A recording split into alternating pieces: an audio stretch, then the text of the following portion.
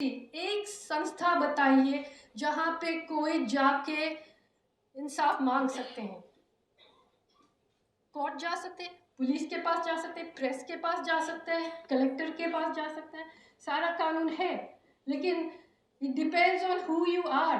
कानून है, लेकिन आप दलित है तो कानून अलग है, आप मुस्लिम है तो कानून अलग है, आप औरत है तो अलग है, आप गरीब है तो अलग है। ऐसा नहीं है कि कानून है सबके लिए एक है, नहीं है।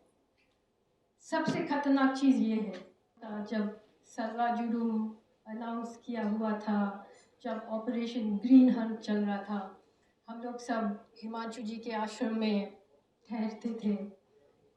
वो आश्रम जो अब बुलडोज हो गया, ये जो बुलडोजिंग का मामला तब से शुरू हुआ है, अब से नहीं।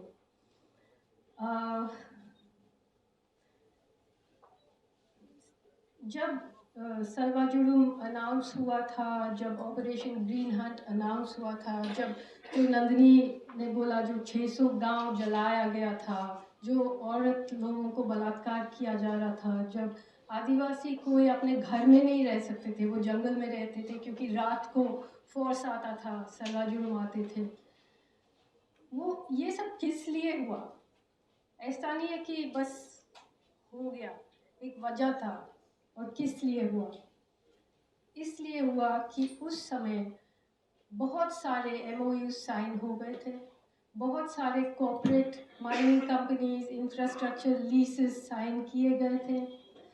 बहुत सारे ये कंपनियां जो अखबार को या तो ओन करते थे या उसमें इश्तिहार दे के जो मतलब चलाते हैं, all the advertising of newspapers used to come from those same companies that were now looking at the Adivasi homelands. Unconstitutionally, the government had signed them away.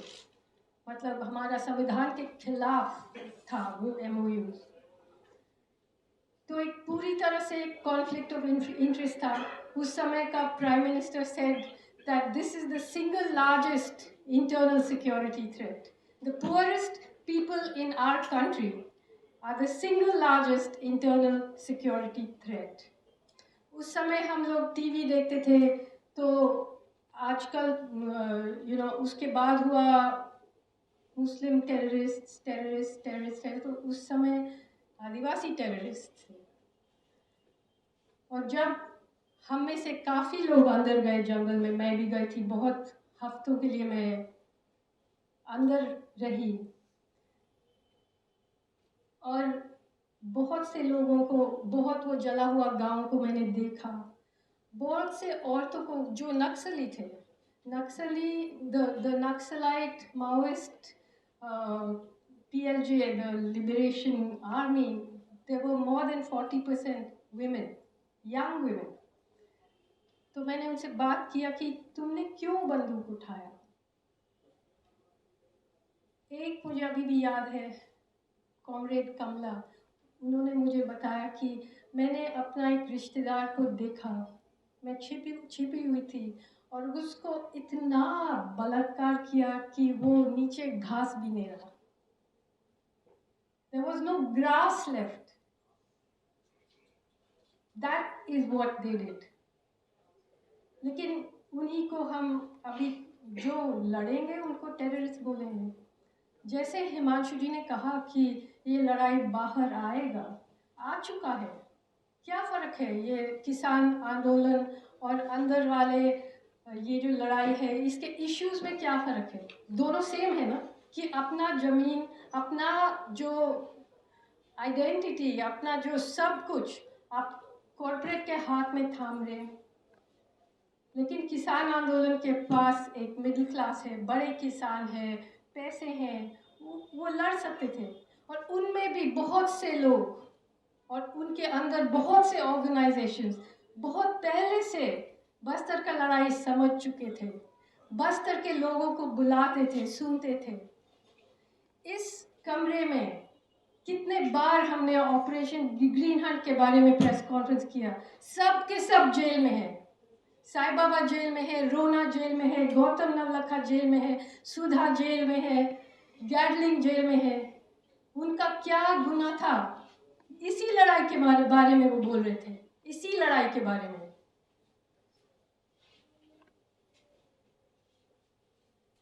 अब कंटेम्प्ट ऑफ कोर्ट या जो हिमांशु जी के ऊपर या तीस्ता के ऊपर जो केस लगाया है, exactly what Nandini said, same thing. Gujarat के बारे में क्या क्या नहीं बोला था उस टाइम सुप्रीम कोर्ट ने।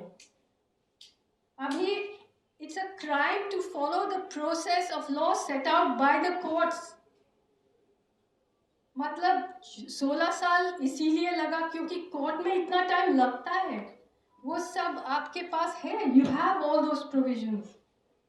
और आप जाकिया जाफरी को कह रहे हैं जिन्होंने अपना, she saw her husband being hacked to pieces, or you're saying that you're keeping the pot boiling?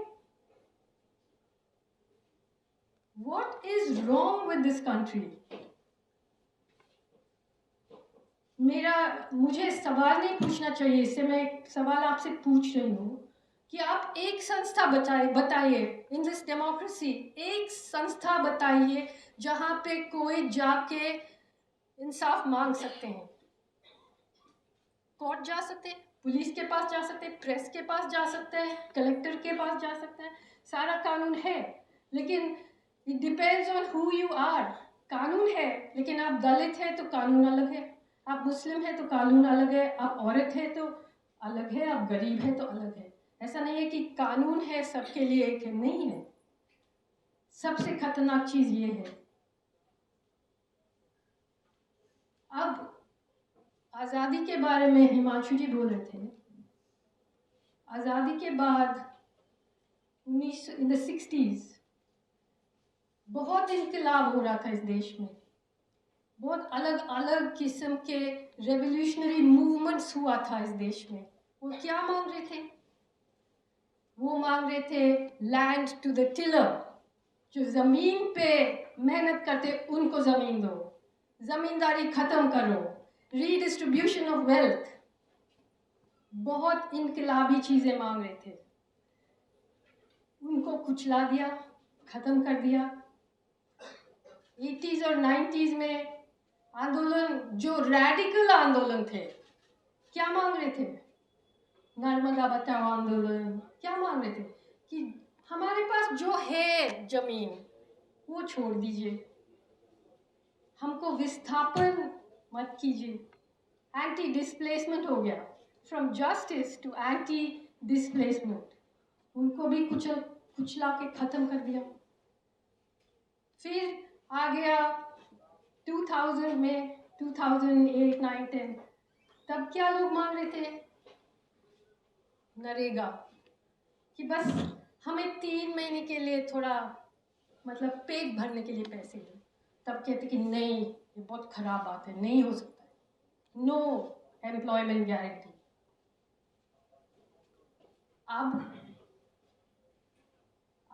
अब लोग क्या मांग रहे हैं कि आपको मोदी जी के छापा हुआ बैग में थोड़ा सा आटा मिलेगा, नमक मिलेगा, और आप उनके लिए वोट दोगे क्योंकि मोदी जी का नमक खाया आपने, है ना? और उससे भी खराब, अगर आप मुसलमान हैं तो आप अपना सिटीजनशिप के लिए लड़ेंगे। अगर आप आदिवासी है, जैसे असम में दलित है, सिटीजनशिप के लिए लड़ रहे हैं, जो मतलब जमीन पे आप खड़ा है, आप उस पे भी डिपेंड नहीं कर सकते। मतलब एक बहुत बड़ा जहाज को हम रिवर्स में उड़ा रहे हैं।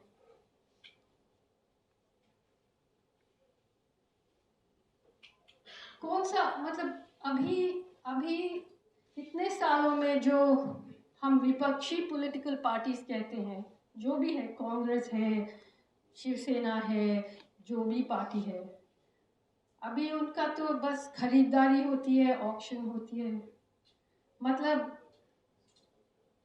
ये सर्कस देख के मुझे लगता है कि हमें एक वो जो कॉमेडी में लगाते ना लाफ ट्रैक, ऑटोमेटिक फैक्ट्री वाला जो हंसी है, उसको चिपका के देखना चाहिए न्यूज़ को, क्योंकि there is no political opposition that is not compromised now.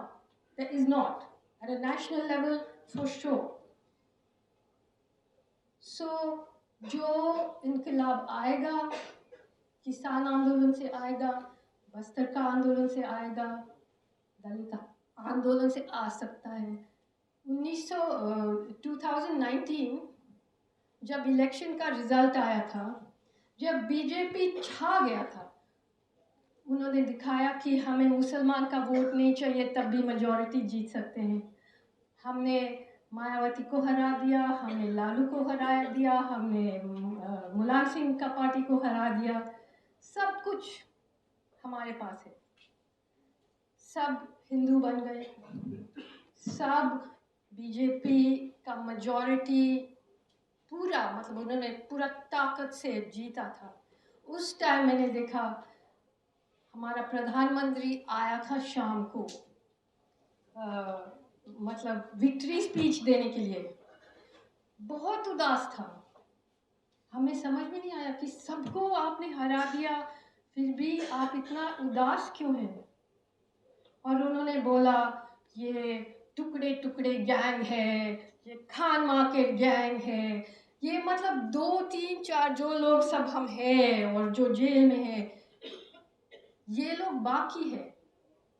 मतलब जैसे एक बड़ा काला सा कर्टन लगाएंगे, उसमें छोटा छोटा छोटा छेद होगा ना, जैसे तारे रात में, उसको भी बंद करना है। और वो सिलसिला भी हो रहा है। तीसरा क्षेत्रवाद को बंद कर दो, बाकी भीमा कोरेगा तो बंद ही है, हम लोग सब कुछ है, लेकिन कब तक। अभी हमें सीरियसली सोचना चाहिए कि ये फॉल्स वाला क्यूट सा उम्मीद छोड़ दिया जाए, क्योंकि अगले 2 साल में एक सीरियस इकोनॉमिक प्रॉब्लम आने वाला है। बेरोजगारी तो है ही है, जैसे पहले कभी नहीं था। सबको आप एक दूसरे से लड़ा रहे हैं, और जब तक मुसलमान मुसलमान के लिए लड़ेगा, दलित दलित के लिए लड़ेगा, आदिवासी आदिवासी के लिए लड़ेगा, तब तक ये लोग बहुत खुश होंगे। जब तक हमें ये पूरा system, until we understand the system that is underpinning this, क्योंकि ये पूंजीवाद का जहर हमारा खून में उतर गया। और अगर आप जातिवाद नहीं समझेंगे और पूंजीवाद और जातिवाद का रिश्ता नहीं समझेंगे, तब तक कुछ नहीं होगा, कुछ नहीं होगा। बस इतना मुझे कहना है।